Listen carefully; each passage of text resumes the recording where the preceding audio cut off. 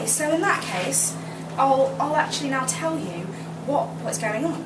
As you may have noticed from the flyer, we are called a Pint of Poetry and a Dram of Drama, and our next act is going to demonstrate the bit of drama that we like to sort of throw into the act. But first, let me explain. We're a spoken word event that happens every month in Peterborough. Does anyone know anything about Peterborough? Any facts about Peterborough? People not from Peterborough? Oh. No? Okay, we seem to have a mostly different audience from yesterday, so I'll give you the same facts again. Do you know Warwick Davis? Willow, from Willow? He runs his own Peterborough-based dwarf acting agency. In Peterborough, he does. We also can boast Pizza Express, Rolls Royce, and Jimmy Savile, who may have not been born in Peterborough, but he lived there. So that's the cultural hotbed that we come from.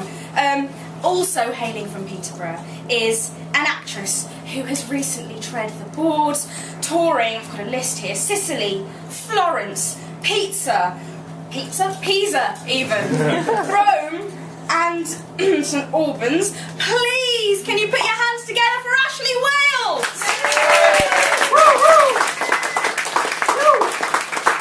Hello, I'm just going to do a short monologue from My Fair Lady, and then a duologue from something else. So I'll start with that. Oh, I'll just tell you. This monologue is taken from the film, and it's put together from when she's trying to be a lady and it slips once the lady she's speaking to talks about influenza. My aunt died of influenza, so they said, but it's my belief they done the old woman in. Yes, Lord love ya. How did she die of influenza when she come through diphtheria right enough the year before? Fairly blue of it she was. Everyone said she was dead. But my father, he kept ladling gin down her throat. Then she came to, so sudden that she bit the bowl off the spoon. Now, how could a woman with that strength in her have to die of influenza?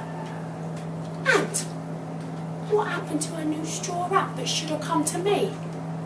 Somebody pinched it. And what I say is, them that pinched it, done her in. Them she lived with would have killed her for her hat pin, let alone her hat. And as for father ladling gin down her throat, that wouldn't have killed her. Not her. Gin was as a mother's milk to her.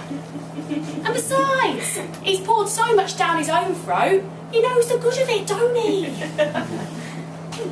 Thank you very much. Yeah.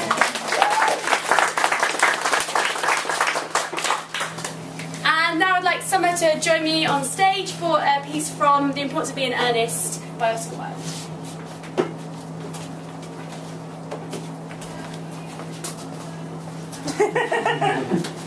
Staff these days, obviously.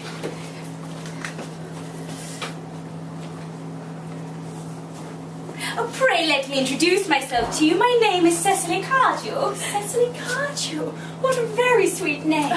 Something tells me that we are going to be great friends. I like you already more than I can say. My first impressions for people are never wrong. How nice of you to like me so much after we have known each other such a comparatively short time. I may call you Cecily, may I not? If you wish. And you will always call me Gwendolen, won't you? Of course. Then that is all quite settled, is it not? I hope so.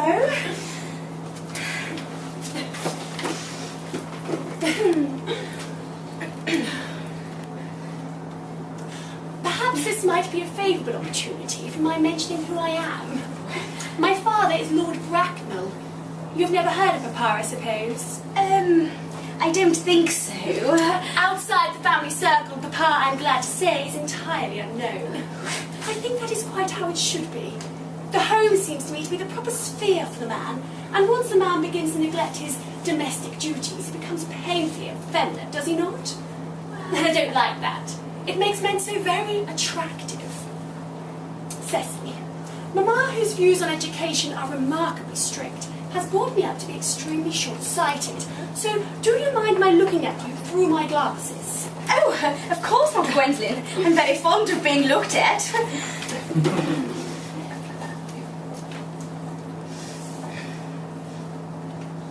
You are here on a short visit, I suppose. Oh no, I live here. Really? Your mother, no doubt, or female relative of advanced years, resides here also. No, I have no mother, nor any relations, in fact. My dear guardian, along with Miss Prism, has the arduous task of looking after me. Your guardian? Yes, I'm Mr. Worthing's ward. Oh, how strange.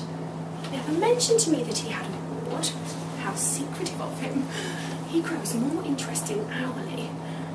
I'm not sure, however, that news inspires me with feelings of unmixed delight. I'm very fond of you, Cecily. I've liked you ever since I met you. But I'm bound to state that now that I know that you're Mr. Worthing's ward, I cannot help expressing a wish you were, well, just a little older than you seem to be, and not quite so very alluring in appearance. In fact, if I may speak candidly... Oh, pray do. I believe whenever anyone has anything unpleasant to say, one should always be quite candid. Well, to speak with perfect candour, Cecily, I wish you were fully 42 and more than usually plain for your age. Oh. Ernest has a strong, upright nature. He's the very soul of truth and honesty. Disloyalty would be as impossible to him as deception. But even men of the noblest possible moral character are extremely susceptible to the influence of the physical charms of others. Modern, no less than ancient history, supplies us with many most painful examples of what I refer to. Indeed, if it were not so, history would be quite unreadable. I beg your pardon, Gwendolyn. Did you say Ernest? Yes. Oh, but it is not Mr. Ernest Worthing who is my guardian. It is his brother, his elder brother. Oh. Ernest never mentioned to me that he had a brother. I am sorry to say they have not been on good terms for a long time. That accounts for it, then. Now that I think of it, I don't know any man who's mentioned his brother. The subject seems distasteful to most men. Cecily, you have lifted a load from my mind. I was growing almost anxious. It would have been terrible if a cloud had come across a friendship such as ours, would it not? But you are quite sure it is not Mr. Ernest Worthing who is your guardian? Indeed. In fact, I am going to be his. I beg your pardon? Gwendolyn, there is no reason why I should make a secret of it to you. Ernest Worthing and I are engaged to be married. I'm afraid there must be some slight error, dear Cecily. Mr. Worthing is engaged to me. The announcement will appear in the Morning Post on Saturday at the latest. I'm afraid you must be under some misconception. Ernest proposed to me exactly 10 minutes ago. See my diary? How curious. For he asked me to be his wife yesterday afternoon at 5:30. If you would care to verify the incident, pray do so. I never travel without my diary. One should always have something sensational to read on the train.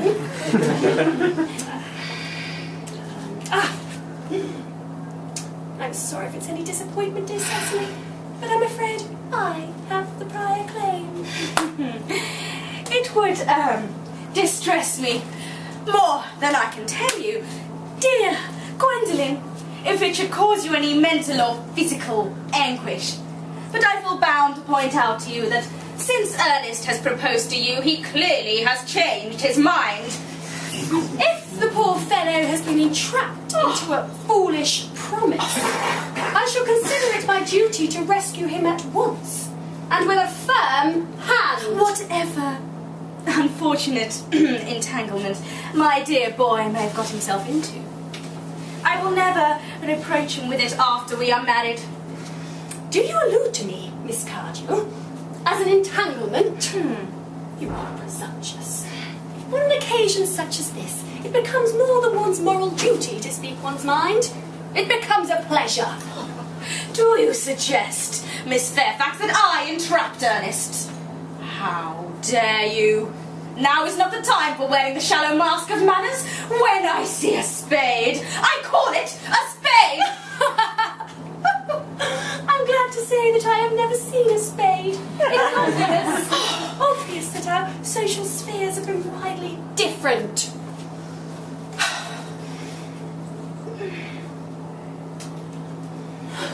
Are there any interesting walks in the vicinity, Miss Cardew? Oh yes, a great many. From the top of one of the hills quite close, one can see 5 counties. 5 counties? I don't think I should like that.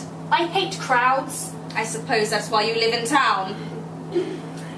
Oh, quite a well-kept garden this is, Miss Cardew. So glad you like it, Miss Fairfax. I didn't realise there were any flowers in the country. Oh, flowers are as common here as people are in London. Personally, I cannot understand how anybody manages to exist in the country. If anybody who is anybody does. Ah, this must be what the newspapers call agricultural depression. Yes, I've heard much talk about it of late. I believe the aristocracy are suffering very much from it. It is almost an epidemic amongst them, I'm told. Tea, Miss Fairfax? Yes, please. Detestable girl, but I require tea. Sugar? No, thank you.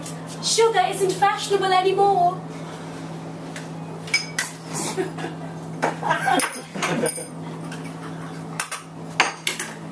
Tea or bread and butter? Cake or bread and butter? Bread and butter, please. Cake is rarely seen at the best houses nowadays.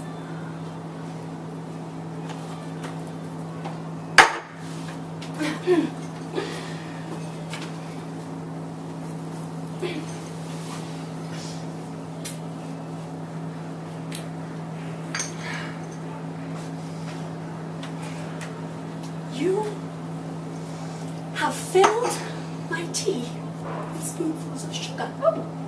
And though I asked most distinctly for bread and butter, you have given me cake. Oops. I am known for the gentleness of my disposition and the extraordinary sweetness of my nature. But I warn you, Miss Cardew, you may go too far To save my poor, innocent, trusting boy from the machinations of any other girl, there are no lengths to which I would not go. From the moment I saw you, I distrusted you. I felt that you were false and deceitful. My first impressions of people are never wrong. I fear I may have trespassed on your valuable time, Miss Fairfax. No doubt you have many other calls of a similar character to make in the neighbourhood. Thank you.